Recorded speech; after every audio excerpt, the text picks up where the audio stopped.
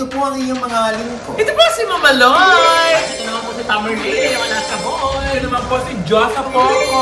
At ito naman po yung tita Colan. Ito naman po ang iyong lingkod, Papa Jose Rodriguez. So, ano pa nga ba ang lagi inyong inihirit sa amin, ha? Ay! Ichika mo na, dali! La la la la la la la la Ichichika na namin, dali! Nakaka-stress din Tito Oji. What is stress? Ha?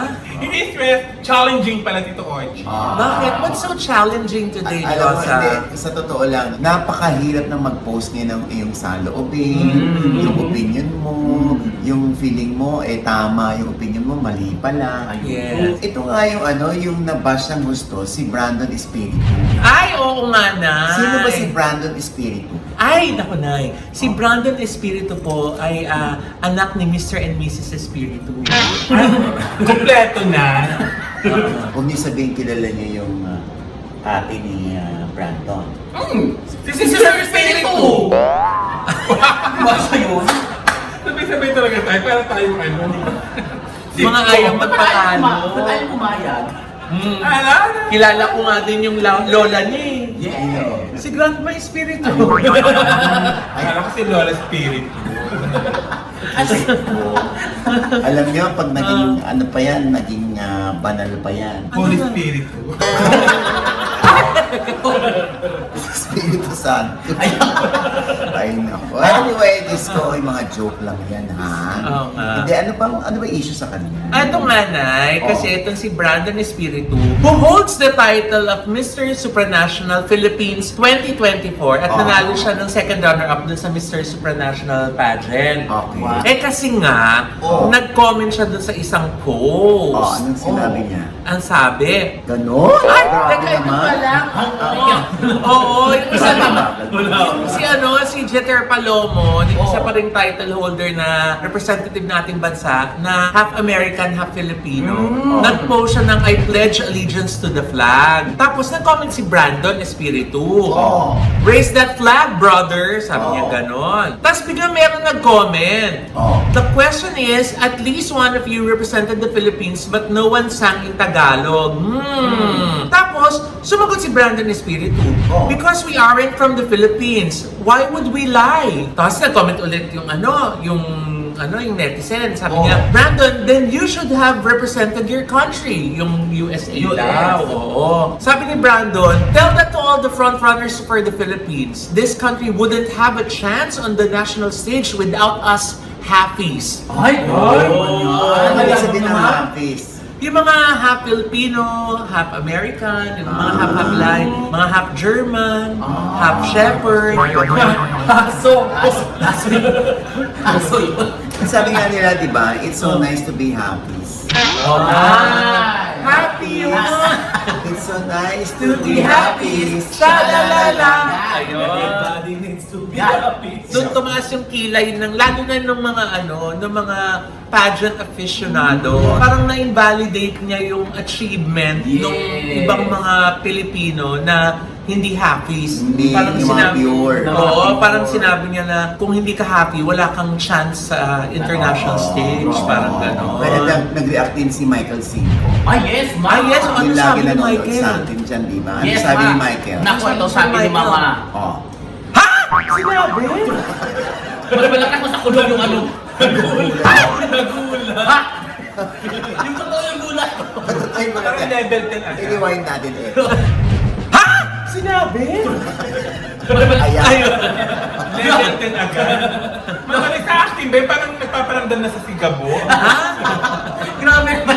Oh, so, ano sabi? Ito naman. Oh. The nerve of these ordinary looking guys acting superior when they don't even look like they have any foreign ancestry. They only come to the Philippines to build a career and gain followers. Duh! Oh! So, ang tanong dyan, sino si Doc? Yes. Sino ba, Tami? Expression kasi yun. Ay, sorry. Okay. Iba yung expression ng mga taga-US na no? Oh. Sa atin nga eh. Dahil ako very privileged. Kukulitin mo kayo last card, tapos lagyan mo nga ni. They only come to the Philippines to build a career and gain followers. Ngani! Gandang followers, ngani! Ay nako, alam mo sa totoo lang, sabi ko na sa inyo, kahit may opinion kang sarili, kayang kalabanin yan o kayang lampasan yan ng opinion ng iba. Katulad yan kay Brandon, di ba? But in fairness to Brandon, naman siya, nag-apologize siya, di ba? Ay, oo! Nag-apologize siya. Ano apology niya? Sorry! Please, akin yun. Ay! Sorry. Ito na yung nasusulat. Basan. I want to address a comment I made earlier. I responded impulsively and made a remark that came across as disrespectful to many Filipinos. That was not my intention, but I understand why people were upset and deleted the comment shortly after. I'm proud to represent the Philippines and proud of my Filipino heritage. The last thing I would ever want is to diminish the accomplishments of Filipinos, whether they are full Filipino, mixed Filipino, or anyone who has had the honor of carrying our flag on the international stage. For anyone who was offended by my words, I sincerely apologize. I also ask that any frustration be directed at me alone and not at the businesses, staff, partners, or communities I'm involved with. They had absolutely nothing to do with my comment and do not deserve to be affected by it. Thank you to everyone who held me accountable. I'll learn from this and do better moving forward. Kasi nga na yung mga negosyo niya, tsaka yung mga i-endorse niya, naglabas din ng kanilang mga statements dahil na nababash na bakit ganyan yung endorser nyo or bakit ganyan yung business partner nyo. Diba? Ang hirap, no? Kaya yung kapagent niya na babae, si Stacey Gabriel, naglabas din ng statement. Oh, pati rin si Kurt Yeah, Bondad. si Kurt Bondad. Oo. Kung hindi kaya nag-ano yung mga Best friend niya. nag-comment yung mga sa brand, magsasorry kaya yun, George. Kung ang mga brands, sinigundahan siya, nag-second demotion, na oo, tama yan. Baka hindi niya maisip mag-apologize dahil meron nagbabalidate ng kanyang point. Diba? Ayan na nga, nag-backlash na sa kanya. Ayun. Alam mo, parang ano to, no? Yung isang cyclist na bata na ginombag nung... Yung pinost mo. Oo, yung ginombag nung isang yung patpating bata. Oo, ang lakas ng loob, ano? Oo, talagang ginanon-ganon niya yung... Oo, sinuntok niya yung mas malaki sa kanya. Hindi gumanti. Sa halip, parang hinayaan na lang niya, nabali pa nga yung shades niya eh. Oo, parang nasira. Oo. Kaya sabi ko nga dun, di ba, sa post ko, sana sinubukan nung sinuntok na hinipan niya sana yung bata. Kaya apakanipis ng bata. Isang Kasi pag sumusuntok na gano'n, tumatalsik siyang gano'n. ang kamakakanasan. Sa totoo lang, joke lang yun. Pero parang nagkaayos na yata.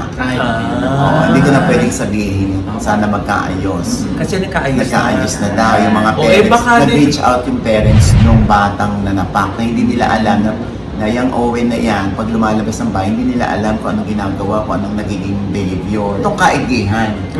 Ang daming humanga dun sa batang nasapak na hindi man lang gumanti. Oo, kasi nag-reach out si Jason Abalos.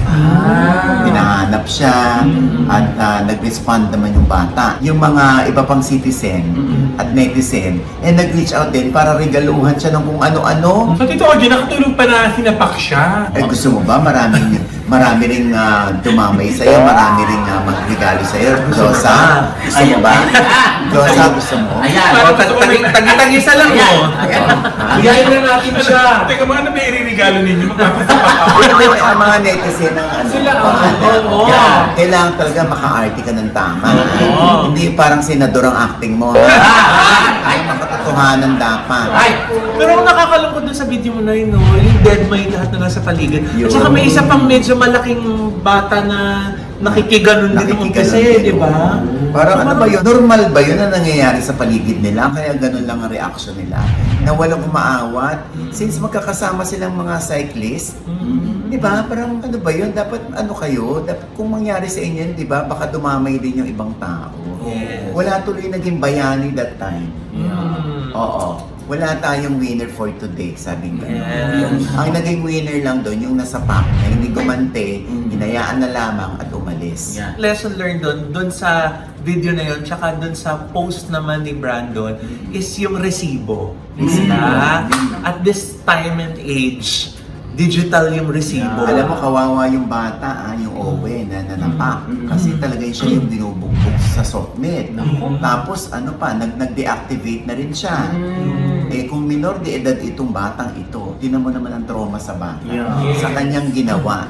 No, sana itong ginawa niya ay hindi magsilbing trauma sa kanya, kundi magsilbing lesson.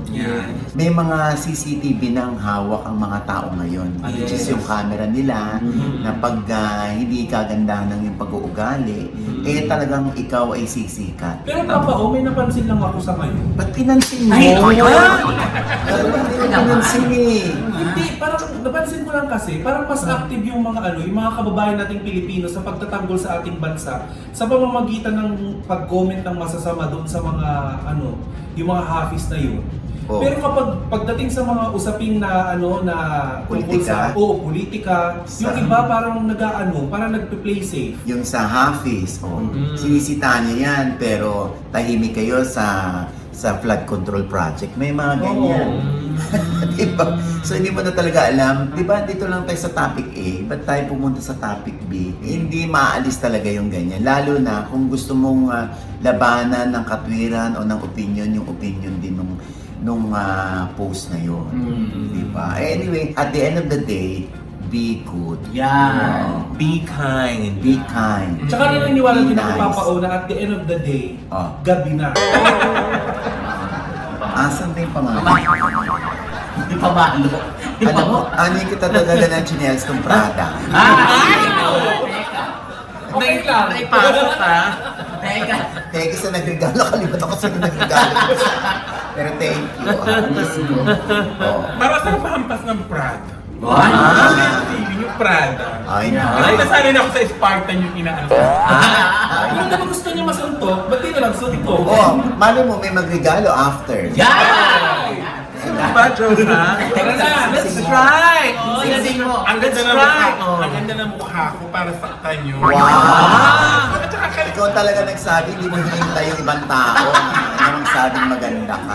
At saka huwag niyo naman ako nasaktan, Tito OG. Grabe na nga yung challenge mo sa akin ngayon eh. Na? Eh syempre sabi mo bago ako pumunta dito, dapat nakapagpalinis na ako ng ngipin at saka nakapag-coat-coat ng sakong. Oo. Kasi nagpaano ka na? Yes, nagpa-gorgeous smile na ako at saka Wow. nagpa-headway versa. Sa sobrang tarantan niya sa'yo, ayun, nagpakudkod na siya ng ipin. Nagpaputi na sa ako. Baliktad! Baliktad. Baliktad ba? Ano ba yan? Ano na lang? O, sabi ko sa'yo, alam mo, alagang gorgeous smile. Yeah!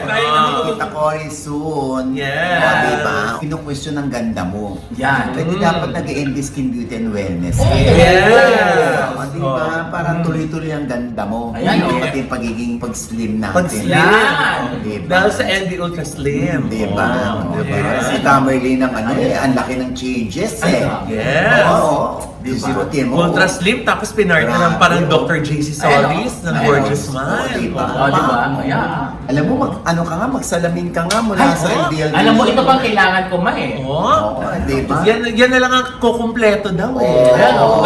Ay, bagay sa kanya. Ayan, oh. Kapag tayo yung matanda sa app, Ay, Hindi yung sa tama yung name, ano yun eh. may logo. May logo. Ay, nako. Kamukha ko, ikaw yung lobo. Oh, anyway, napag-usapan na natin itong mga issue na ito. SOCMED na rin ang pinag-uusapan. Yan. Di ba? Yung paggawa-gawa ng kwento. Nice. Yung paggawa-gawa ng narrative na gusto nila paniwalaan sila ng mga tao sa kanilang narrative. Kaya naman napikon, halatang napikon, si Vice Ganda. Ay, Mime. Oo, sinagot niya talaga ng pagkahaba-haba yung isang netizen na kumu-question sa kanya na siya'y pinagbibintangan. Ay! Ha? Ano nakalagay? Eh, kasi nga, Nay, merong isang netizen na pinagbibintangan si Meme Oh. na nakakuha daw siya ng 50 tickets para doon sa Nag-void! BTS. Nag-void! Oo. Anong eksaktong sinabi muna nung netizen na yan? Nanggigigil ako eh. Basahin ko, nanggigigil Nanggigigil ako. ako. Yan, yan. Hindi. Yan, Yan. Dito ko ba nagigigil? Yeah. Ang gwapo. Oo, Diyos ko. Donnie Pangilinan yan. Ikaw talaga magiging.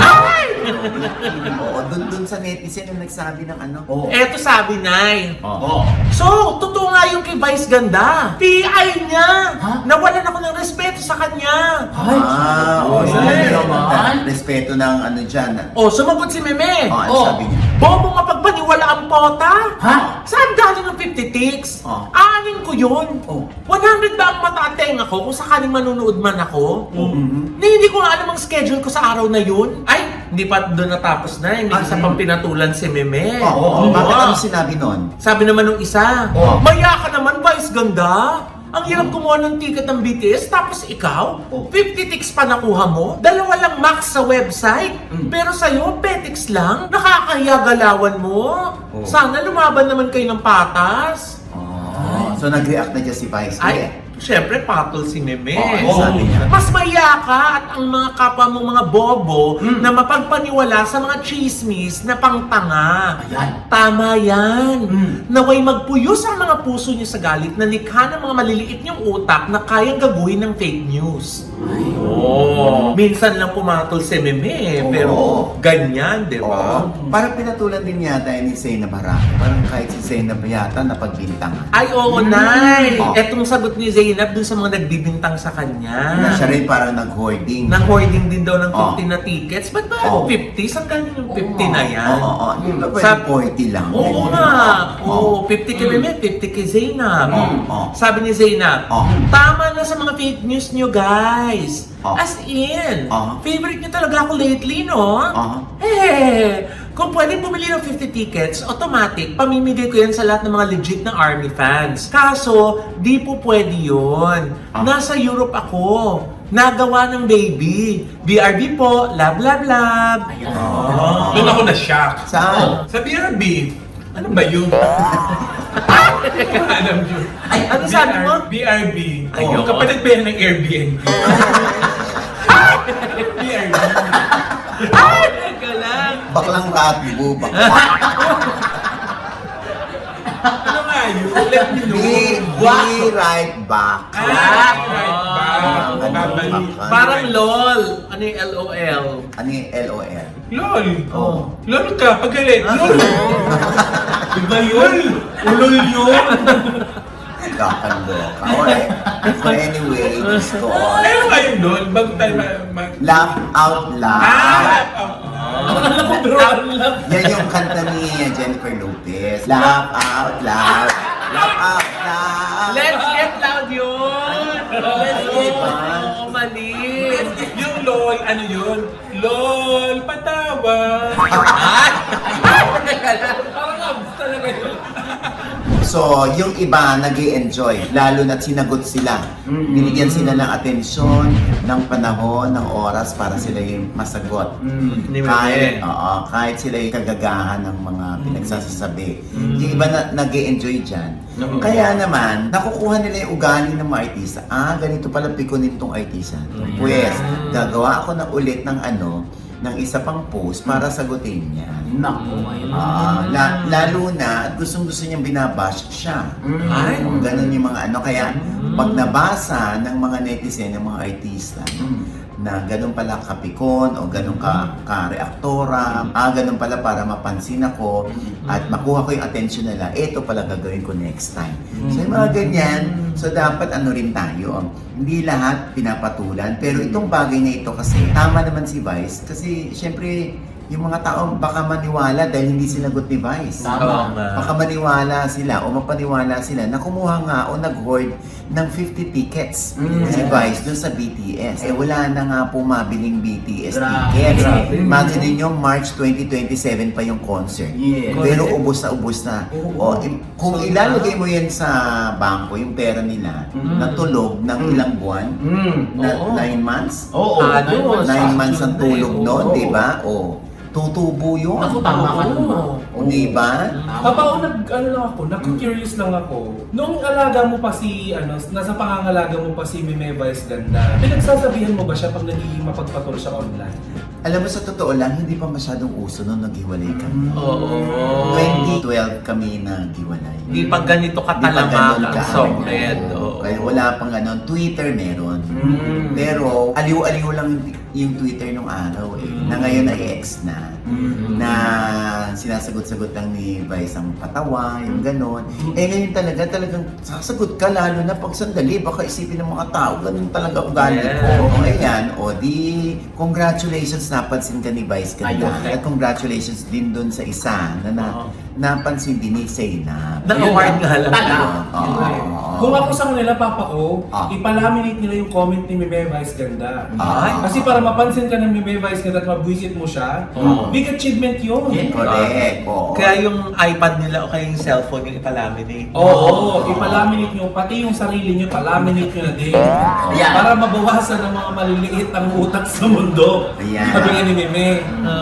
Speaking of utak, Oo. hindi man nangangolga maliit ang utak nito. Nataranta lang naman. Sa pagkataranta niya, iba nasagot niya. Kaya ang ending na viral siya. Sino? Si Vince Maristela. Ay, bakit? Dahil nga doon sa laro-laro pick, tinanong ni Vice sa nagsisimula sa letter C. Sino ang kilalang host ng MMK? Ang sagot niya ay Cory Vidanes. Tita Cory! Tita Cory!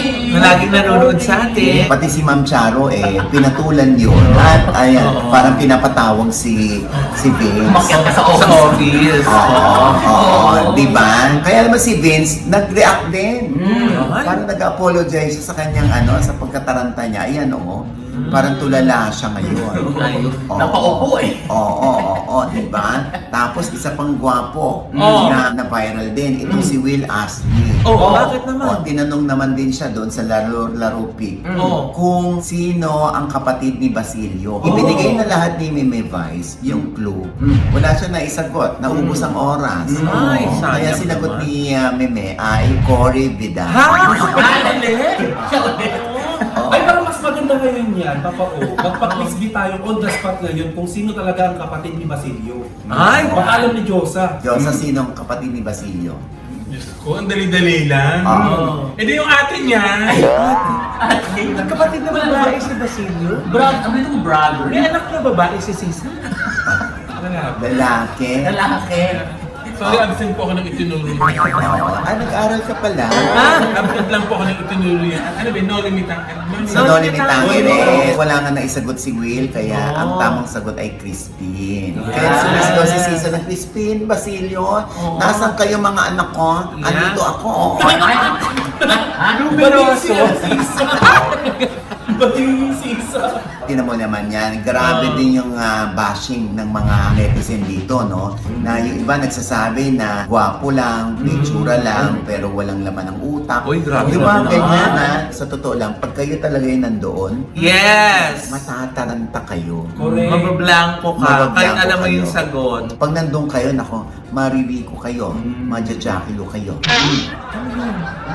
Mabablanko. Ay! Ayun! Hindi ko agad na-guess. Mamalik, talo ka na pag naglaro ka, hindi mo agad nag-guess. Wow! Sino ba naiwan sa likuran sa dulo dun sa Rainbow Rumble? Ay! Si Diyosa.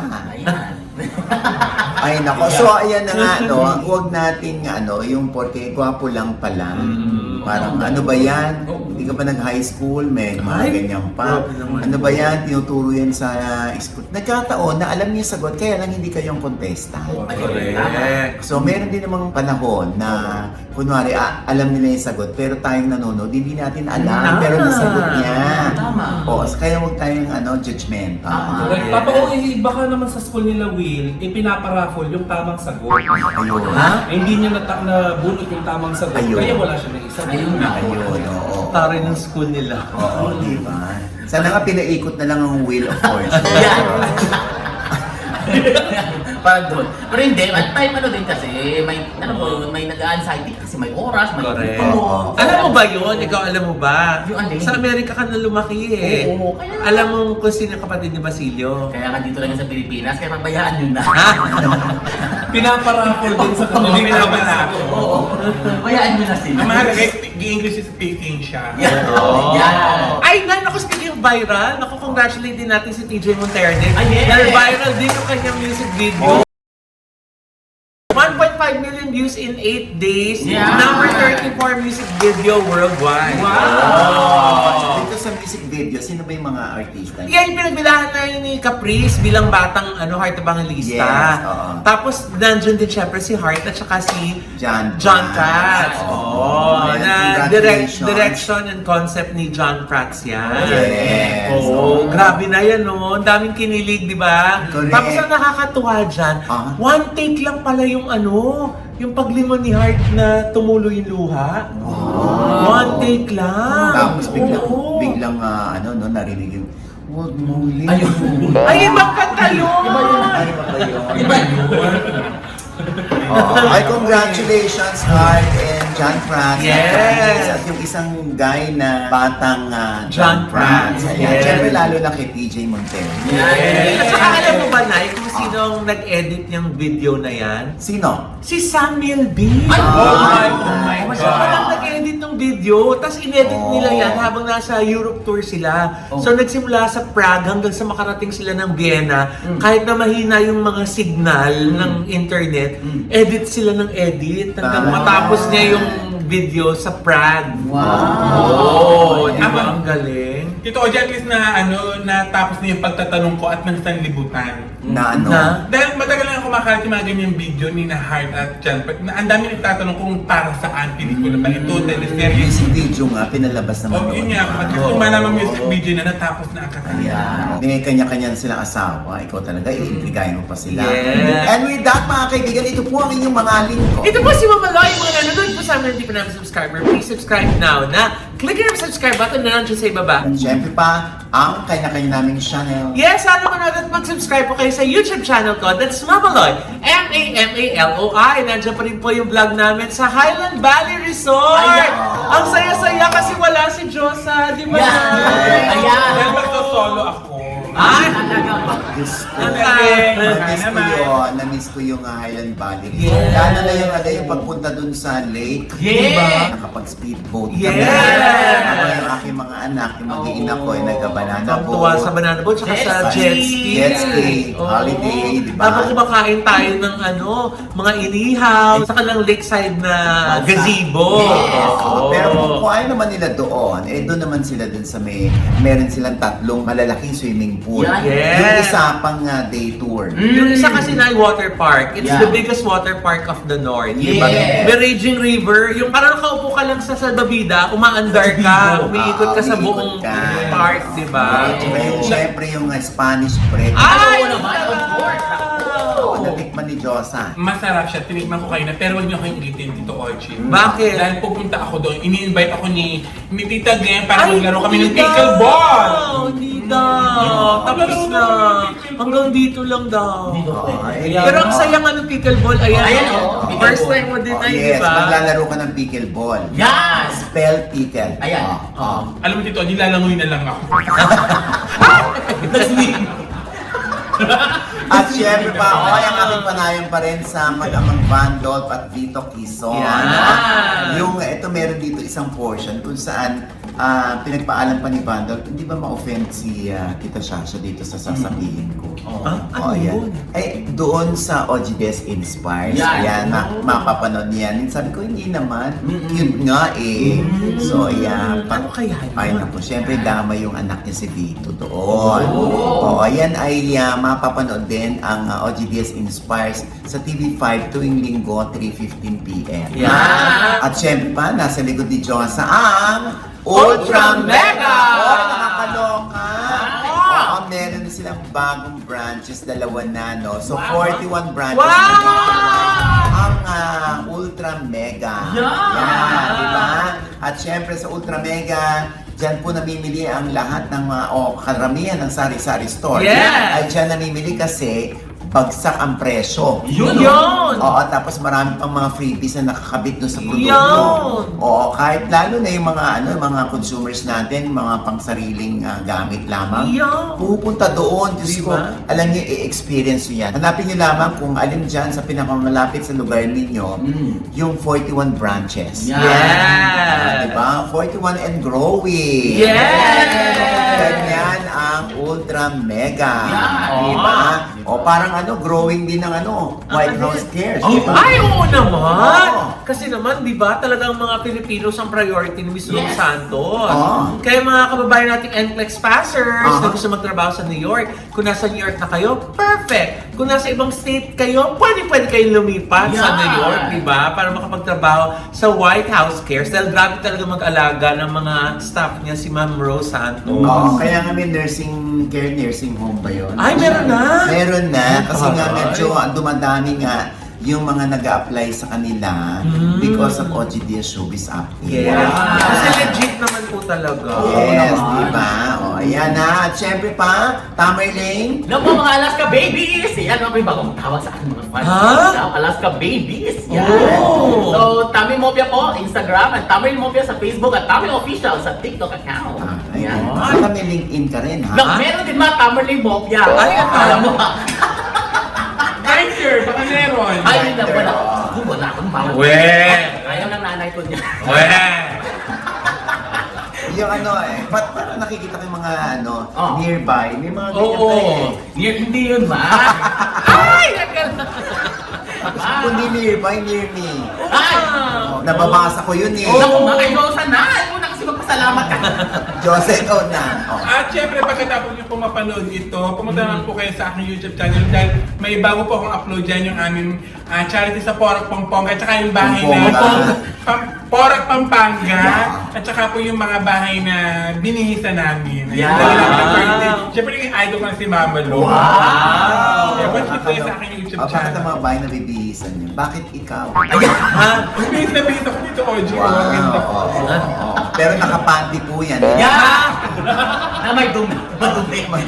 Ikaw naman, Tita Cora. Kita ko rin po sa Facebook at sa TikTok at ako rin po sa aking YouTube channel. Makikita niyo po dyan yung behind the scene ng aming pagpunta sa Highland Valley. Wow. Kasama din namin ang YouTube channel ni Mama Loy. Yeah! Behind the scene nung vlog ko. Yeah!